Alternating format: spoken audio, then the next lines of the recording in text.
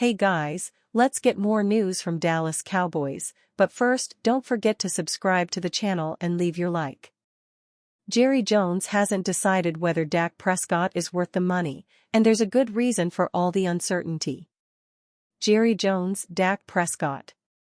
Starting quarterback Dak Prescott has been with the Dallas Cowboys for a long time. We're talking 8 seasons of play, most of which have led to a playoff season that has been unsuccessful. And Jerry Jones is fed up. The easier solution would be to not renew Prescott and call it a day. However, if it were simple, then it would be finished. What Jones is struggling with is much deeper. Should he keep Prescott, or should he let him go? Why Jerry Jones is hot and cold on keeping Dak Prescott. Prescott isn't easily replaceable. Most teams with good quarterbacks already have them signed and locked in. So there's no one to poach from another team. There also aren't any options in free agency right now either. Maybe something will become available later, but probably not. Lastly, the Cowboys won't be as good as they were last season, but they won't be bad either. So picking a top draft pick QB isn't likely either. In other words, there are limited options available. Sure, they have 2 backups in Cooper Rush and Trey Lance, but neither player has the it factor the Cowboys are looking for. Prescott is more likely to lead the Cowboys to the playoffs than they are. If you're looking at that, then the choice seems obvious: Jerry Jones should keep Dak Prescott. The problems with Prescott. It would be a really easy choice if Prescott had won major playoff games, but he hasn't. Over and over again, he's failed to come up big when it matters the most. His greatest criticism as a quarterback is that he doesn't show up in big games. When compared to players like Joe Burrow and Josh Allen, there's a gap that isn't easily closed. So yes, you have a QB who can sell seats in jerseys due to regular season play, but you don't have one that's going to win a Super Bowl. That's a problem for an organization that makes its money being America's team. How can you even call yourself America's team when you can't win in America's biggest game? When you can't even make it to that game? Jones isn't only waiting for players to step up. Almost all of the Dallas Cowboys coaching staff have contracts ending this year, with no extensions in sight. It's almost as if Jones is daring them to make him renew it. After all, the pressure can't be all on Prescott. If he has been a letdown, that's because the coaching staff has allowed him to be for multiple years in a row. If the Cowboys can't live up to the high level of play Jones is expecting, then there isn't much of a chance that they'll get renewals either. He may decide to throw out the whole program and try again from scratch. The Dallas Cowboys are a team of high expectations. The Cowboys haven't been to a Super Bowl in nearly 30 years. Last year's team was the one that could have gotten them out of that slump, and they blew it against the rookie Jordan Love and the Green Bay Packers. After losing players like Tyron Smith, Dorrance Armstrong, and Tony Pollard, it isn't looking as though they're going to maintain that high level of play we've known for the last 3 seasons, in which they've managed an astoundingly consistent 12-5 record.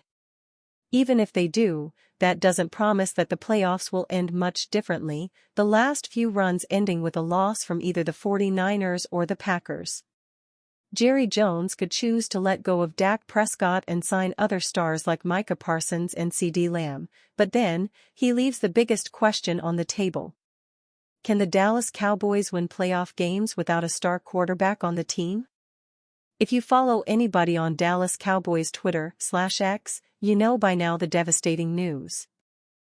Sam Williams suffered a torn ACL and MCL during practice early Sunday afternoon.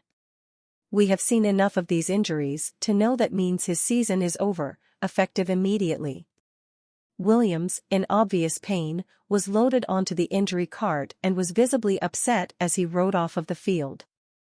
I wish all the best to Williams and a speedy recovery, but the nature of the business does not allow us to dwell for very long. The Cowboys must now look ahead and decide how they will fill the void Williams is leaving behind. Many can state the obvious. Sam Williams was not the most reliable player on the defensive line. He'd been in trouble with the law off the field, with an over-aggressive playing style on the field that resulted in a few too many offsides and roughing the passer penalties. However, under the stricter hand of new DC Mike Zimmer, many expected Sam Williams to overcome those mental mistakes to let his talent shine through. He may have had a bonehead play here and there, but his talent was undeniable and shone through occasionally. He will be missed, but it's time to discuss the options the Cowboys can take to fill the void Williams is leaving behind. Young and proven talent. As mentioned above, the NFL is a business, and it doesn't halt just because an important player suffers an injury. The first name to come to mind is the Cowboys' second-round pick of the 2024 NFL Draft, Marshawn Kneeland. Kneeland was taken by the Cowboys as the 56th overall pick from Western Michigan University. He has drawn comparisons to a current Dallas defensive end in build and style of play, DeMarcus "Tank" Lawrence. We have all seen the effort that Tank brings to the defense.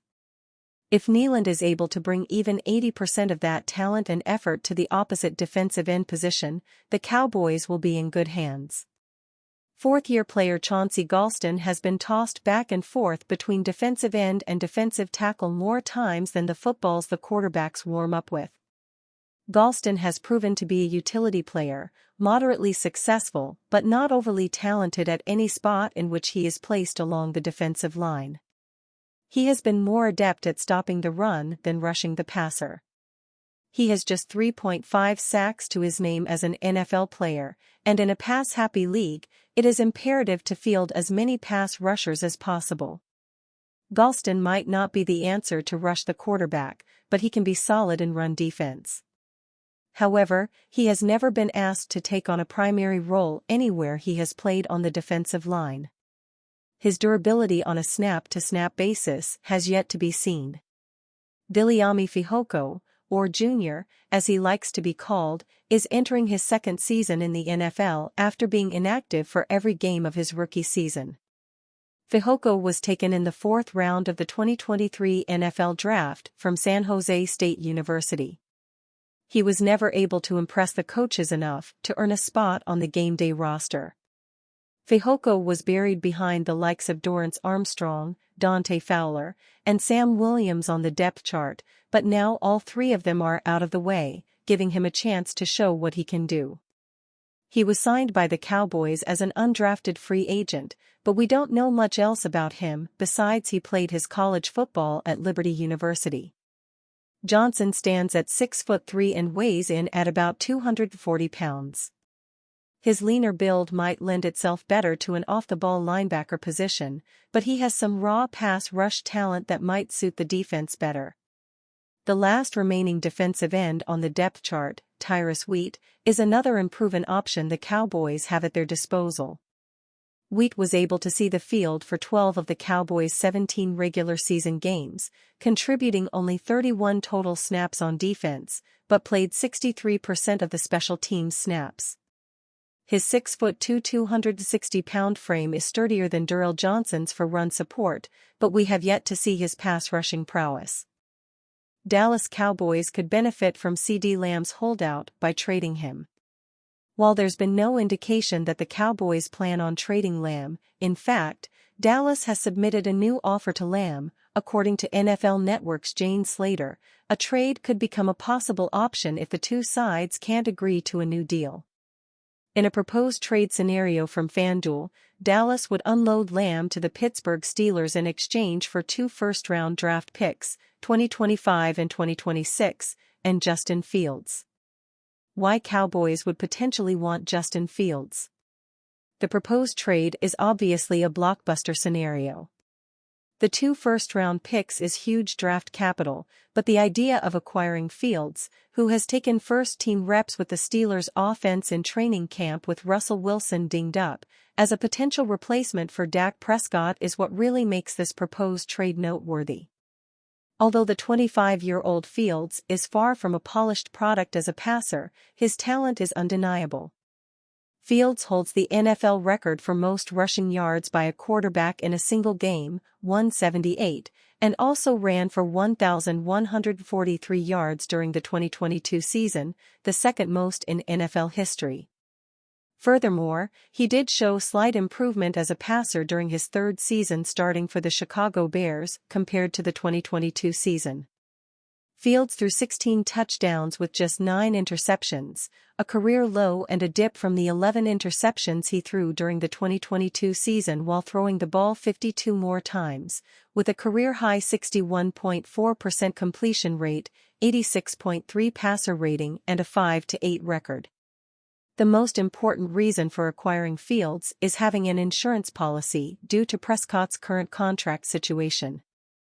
The veteran quarterback is entering the final year of his own deal and is looking for a long-term contract extension. However, both sides have yet to come to an agreement early on in training camp. Dak Prescott leaves door open on leaving Cowboys. Prescott has already left the door open on potentially leaving the Cowboys if the two sides can't come to an agreement. "I'm gonna say it," Prescott told reporters on Thursday, July 25. "I want to be here, but when you look up, all the great QBs I watched played for other teams. That's not something to fear.